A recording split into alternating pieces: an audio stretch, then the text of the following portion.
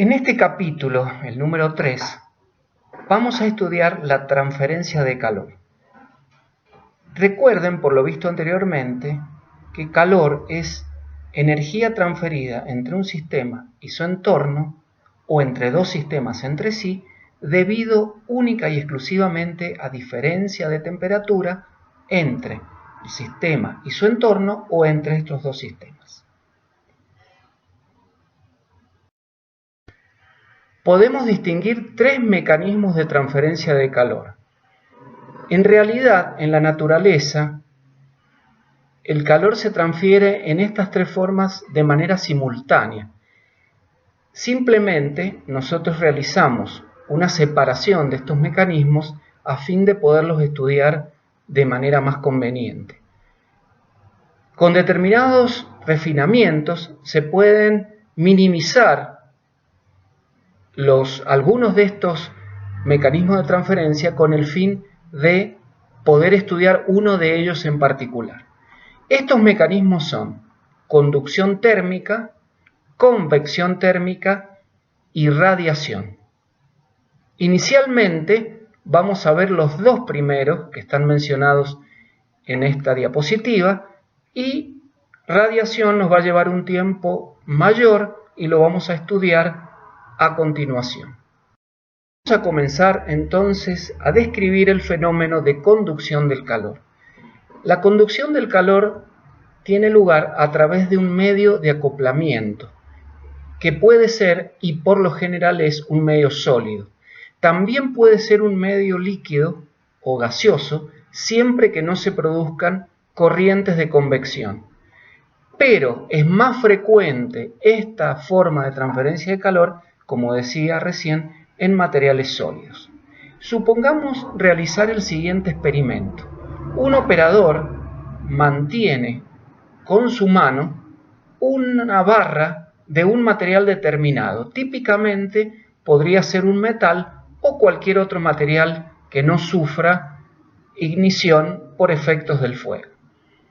Fíjense en cómo está en la figura, un extremo de la barra se coloca en contacto con un cuerpo caliente, en este caso una llama, mientras que en el otro extremo se sostiene la barra con la mano desnuda. La experiencia demuestra que al cabo de un tiempo de ordinario relativamente largo, la temperatura en la zona donde se ha tomado la barra comienza a aumentar. Esto puede hacer que, llegado en un instante determinado, no se pueda sostener la barra a mano desnuda. Fíjense en que el calor en este caso se ha transferido desde el extremo en contacto con la llama al extremo donde se sujeta la barra a través de el material que ha hecho las veces de medio de conducción, de ahí justamente el nombre de este tipo de mecanismo de transferencia. Típicamente esto se produce mediante la vibración de las moléculas. Desde el punto de vista microscópico, ese sería el fenómeno que tiene lugar. Las moléculas en contacto con la llama, es decir, en la zona más caliente de la barra, vibran en promedio más rápidamente que las que están en la zona más fría, transmitiéndole su energía cinética mediante choques. Esto hace que paulatinamente se vaya calentando mediante este mecanismo la barra en toda su extensión. En este caso, ilustrado en esta diapositiva, podemos ver el mecanismo de transferencia de calor por convección y por radiación. En el ejemplo número 2, no hay material de acoplamiento entre la fuente caliente, que sería la llama, y la mano del experimentador. Bueno, en realidad sí hay material de por medio, y es el aire en este caso, que es un fluido. El calor se va a transferir desde la llama hacia la mano por diferencias de densidad en el aire. Mientras que en el caso 3 no hay ni material de acoplamiento y sabemos que el aire caliente tiende en este caso a subir, por lo tanto no puede transferirse calor por conducción a la mano que se encuentra en la situación 3. En este caso, la transferencia de calor se produce por radiación. Esto puede sentirse al tacto debido a ondas electromagnéticas. Este mecanismo es un poco más complejo y lo vamos a ver más adelante. Vamos a comenzar a estudiar el fenómeno de conducción. Recordemos, este fenómeno de transferencia de calor tiene lugar cuando existe entre la fuente caliente y la fría un medio de acoplamiento, por lo general un material sólido. En esta diapositiva se ilustra el fenómeno de conducción del calor a través de una barra un poco más en detalle que la que vimos anteriormente. Se observan dos zonas en la barra, la denominada más caliente, que está en contacto con la llama, y la menos caliente, que es la que está en el extremo opuesto a la misma. Se observa también que las moléculas de la zona más caliente vibran en promedio mucho más rápidamente que las que se encuentran en la zona menos caliente. Se produce entonces a nivel molecular una transferencia de energía cinética mediante choques de la zona más caliente a la zona menos caliente. Desde el punto de vista macroscópico, esto se traduce en un calentamiento paulatino de la barra o, dicho de otra manera, una transferencia de calor por conducción de la zona más caliente a la zona menos caliente. Lo que vemos aquí es una sistematización de lo que habíamos descrito anteriormente. Fíjense en que existe una barra que vincula dos cuerpos a distinta temperatura. Esa barra, típicamente de geometría circular, se ha revestido de un material aislante. Eso es para evitar pérdidas de calor a través de la superficie lateral. Es decir, que con este sistema se transmitiría solamente calor a través del área transversal de la barra. Un esquema de la misma está indicado en la figura 3.1b en la parte inferior de la diapositiva. Fíjense en que existen dos cuerpos de dimensiones relativamente grandes, por eso es que no están completados en el gráfico, cuyas temperaturas son TH para el cuerpo caliente y TC para el cuerpo frío. Es decir, la temperatura de TH es mayor que la temperatura de TC. También están especificadas la geometría de la barra. L es la longitud de la misma, A es el área transversal y X es una sección genérica de la misma.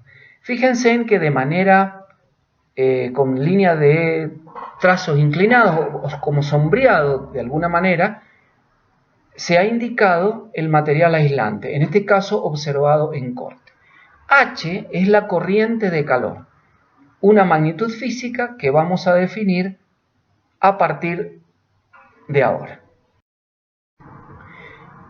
Bueno, esta diapositiva nos muestra la barra que habíamos esquematizado en la anterior en tres instantes diferentes. Todo este proceso de conducción del calor tiene lugar a través del tiempo. En la parte inferior de cada uno de estos gráficos se ha indicado en un sistema cartesiano las temperaturas que tiene cada una de las secciones de la barra. Es decir, en otras palabras, la temperatura a lo largo de la misma. Por ejemplo, en la situación A vemos que la sección izquierda en contacto con el cuerpo a mayor temperatura se encuentra a la temperatura mayor del sistema, que es la temperatura T1 o TH como lo mencionamos anteriormente. Mientras que el resto de la barra se encuentra a la menor temperatura en que se realiza la experiencia, es decir, la temperatura TC que habíamos mencionado. Es decir, es prácticamente el instante inicial. La sección inmediatamente en contacto con el cuerpo a mayor temperatura toma prácticamente instantáneamente la temperatura TH, mientras que el resto de la barra se encuentra a la temperatura TC. En el siguiente gráfico que sería la gráfica B, ha transcurrido un cierto intervalo de tiempo. Allí se observa cómo las secciones más cercanas al cuerpo a mayor temperatura, o también llamado foco a mayor temperatura, se han ido calentando paulatinamente. Y el resto de la barra, representado por la línea horizontal, mantiene la temperatura Tc menor del sistema. Es decir, al cabo de un cierto tiempo, las secciones que están más cercanas al cuerpo de mayor temperatura han ido elevando su temperatura, mientras que el resto todavía mantiene su temperatura inicial. En la figura C, el tiempo transcurrido es mayor. Fíjense, ahí hay tres curvas, mejor dicho, diferentes.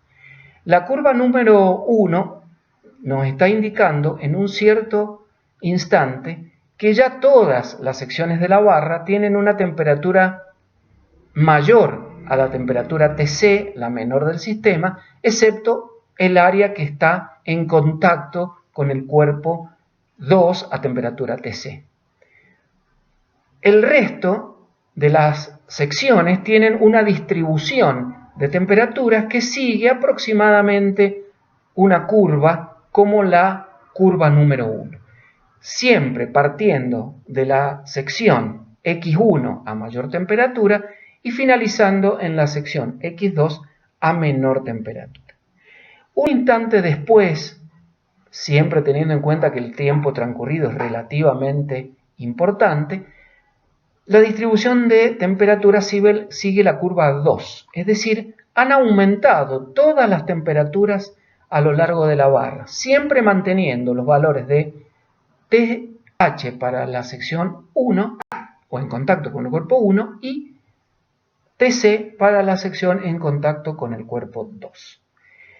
Cuando el tiempo transcurrido es suficientemente largo, teóricamente, cuando el tiempo transcurrido tiende a infinito, tenemos la distribución 3. Fíjense en que las curvas han dado lugar a una recta que une ahora las dos temperaturas más altas del sistema con valores intermedios para todas las secciones.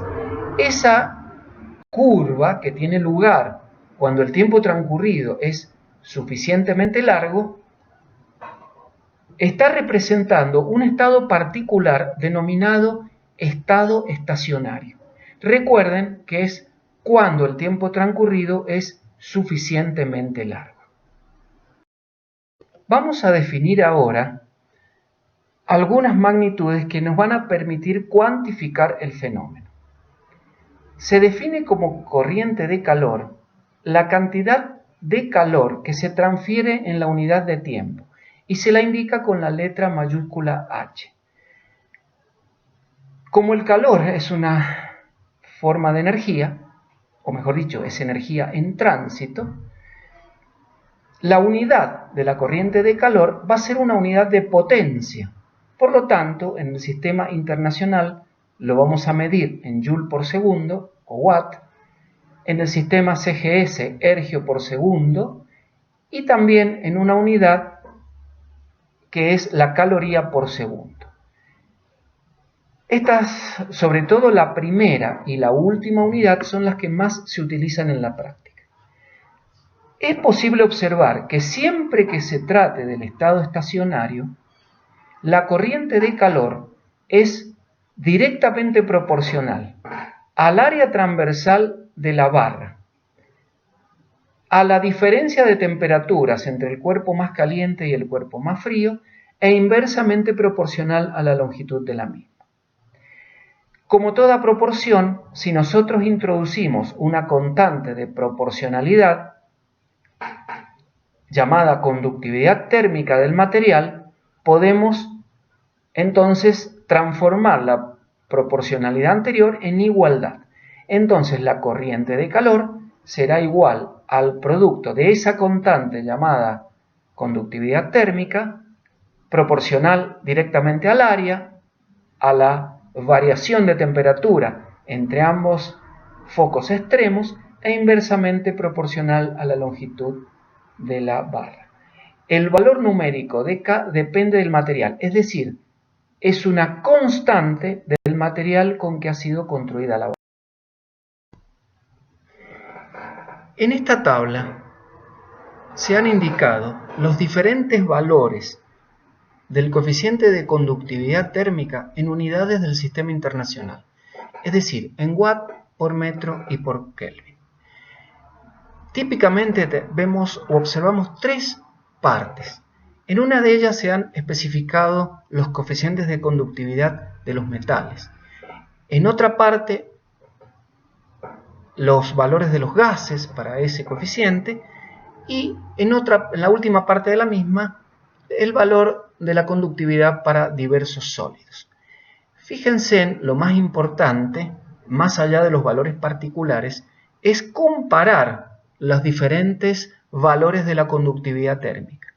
Típicamente los metales, como por ejemplo el cobre y la plata, tienen elevados coeficientes de conductividad. Por eso se los suele llamar materiales diatérmicos o buenos conductores del calor. Los gases, todo lo contrario a lo anterior, tienen una muy baja conductividad térmica, llamándoselo típicamente como materiales aislantes o malos conductores del calor. Esto es siempre y cuando no existan corrientes de convección, es decir, que esté confinado ese gas de alguna manera. Y en un valor intermedio tenemos otros sólidos como por ejemplo el corcho, la madera, el vidrio y demás. Esos valores los podemos agrupar a estos materiales debido a sus valores como también en general materiales que son malos conductores del calor o aislantes.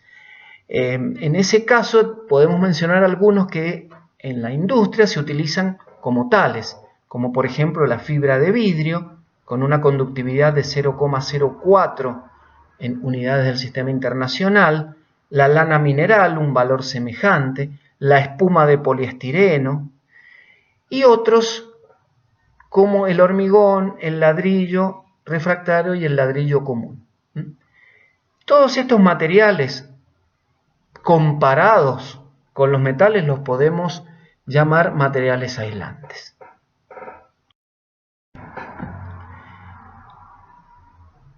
Las paredes reales que pueden confinar recintos, o bien los materiales a lo largo de los cuales se va a producir un flujo de calor, rara vez están compuestos por un único material. Por lo general están compuestos por dos o inclusive más materiales. En este caso se puede observar una pared compuesta que ha sido formada por tres capas. La capa número 1, la capa número 2 y la capa número 3, numeradas en la dirección del flujo de calor que obviamente va a dirigirse desde la temperatura mayor T sub H a la temperatura menor T sub C. Cada una de estas capas tiene un espesor particular que hemos indicado como delta X1, delta X2 y delta X3.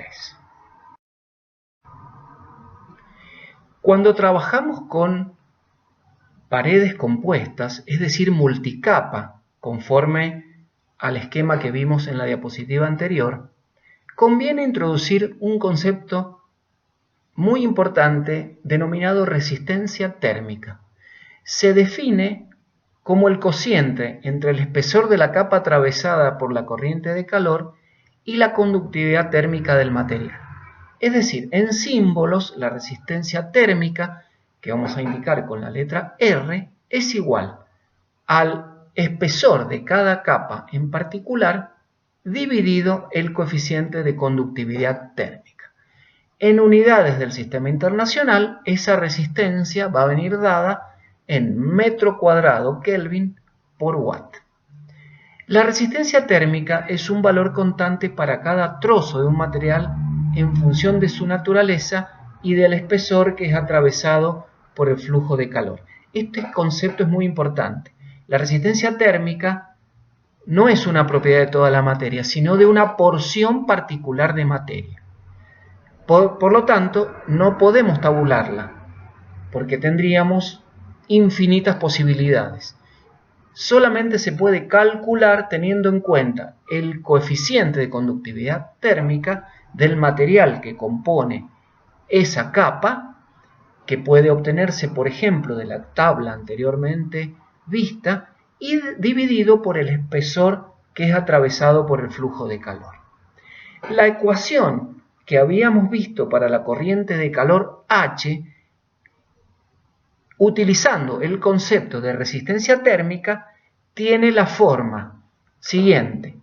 La corriente de calor H es igual al producto del área atravesada por la corriente de calor multiplicado por la diferencia entre la temperatura TH y TC, recuerden que son las temperaturas extremas, y dividida la resistencia térmica de ese trozo de material.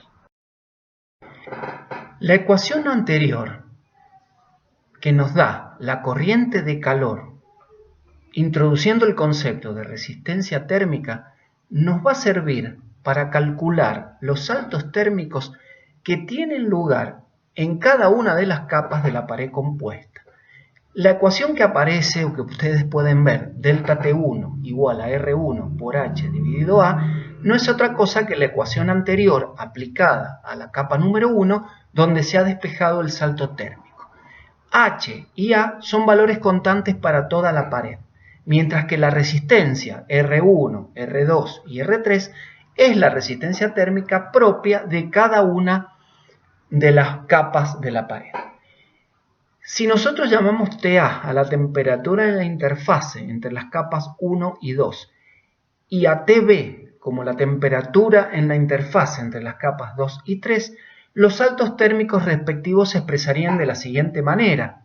Ahí tienen ustedes los tres saltos térmicos delta T1, delta T2 y delta T3 iguales a la diferencia entre las temperaturas en los extremos de cada una de las capas e iguales al producto de la resistencia térmica de cada capa multiplicada por la corriente de calor que atraviesa la pared y dividida el área transversal de la misma. Fíjense en que las temperaturas TA y TB no se conocen y sería muy difícil de determinarlas porque están en el interior de la pared. Sería muy difícil, imaginen ustedes, colocar un termómetro para medirlas. Pero tampoco nos interesa porque si nosotros sumamos miembro a miembro, tanto TA como TB en esa suma se van a simplificar y tendremos la ecuación final donde delta T1 más delta T2 más delta T3 será el delta T total igual a TH menos TC, que son las temperaturas extremas de la pared compuesta, e igual a la suma de las tres resistencias térmicas R1, R2 y R3 multiplicada por la corriente de calor que atraviesa la pared y dividida por el área transversal de la misma. Esta última ecuación es muy útil porque nos permite obtener la resistencia térmica total como la suma de las resistencias térmicas de cada una de las capas individuales. Es decir, en símbolos, la resistencia térmica RT será igual a la suma de las resistencias térmicas 1, 2 y 3 de cada una de las capas. Es decir, que si el material aislante está en capas, como en una pared enyesada con aislante de fibra de vidrio y vista exterior de madera, para calcular la resistencia térmica del conjunto se debe tener en cuenta que los valores de R de cada capa son aditivos. Hay que tener muy presente que lo que se puede sumar de cada una de las capas es la resistencia térmica, no los valores de conductividad. Presten mucha atención a este aspecto. Vamos a ver ahora el segundo de los mecanismos de transferencia de calor, que es el de convección. La convección tiene lugar cuando existen en un fluido, es decir, en un líquido o un gas, diferencias de densidad. Sabemos que cuando un fluido adquiere mayor temperatura, es decir, se calienta, disminuye su densidad y por lo tanto tiende a subir respecto al fluido que se encuentra más frío, cuya densidad es mayor. Este concepto es la base del fenómeno de convección.